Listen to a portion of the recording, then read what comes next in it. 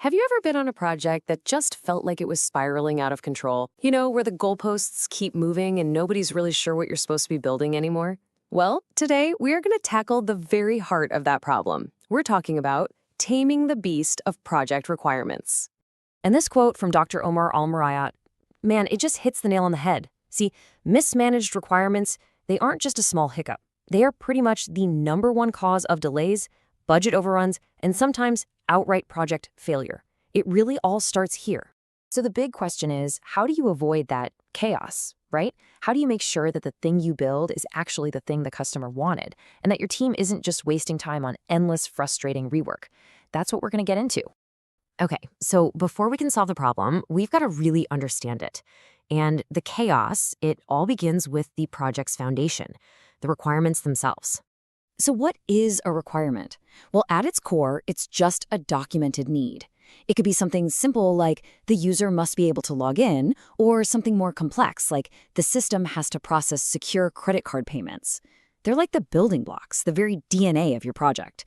And the more of them you have, well, the more complicated things get. Let's take a look at a real-world example from our source material.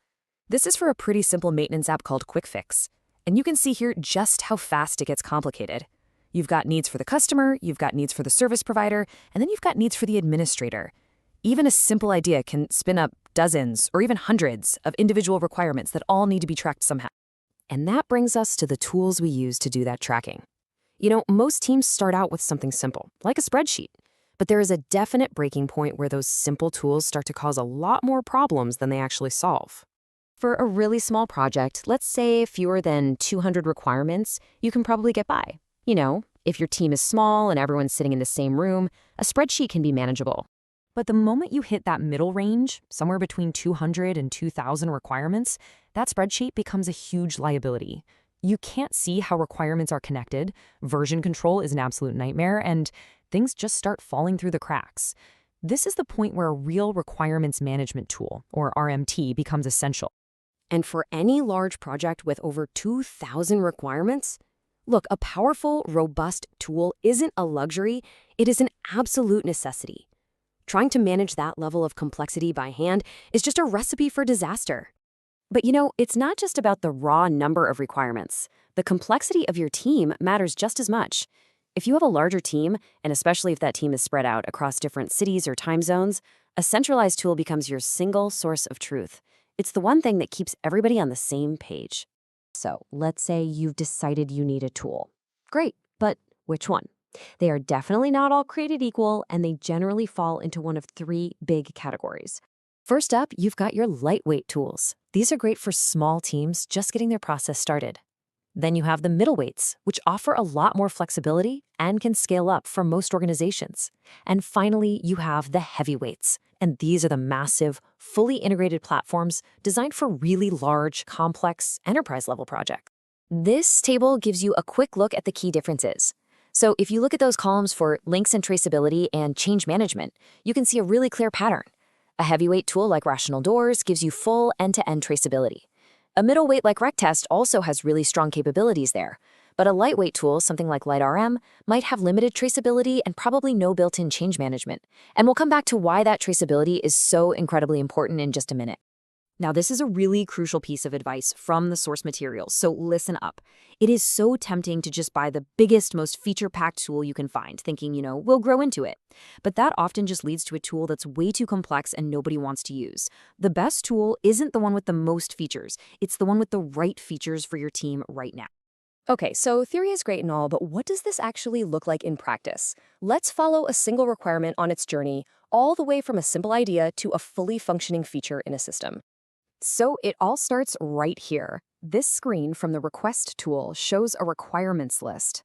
Now, instead of these needs living in some Word document or buried in an email chain, every single one is logged as a unique item.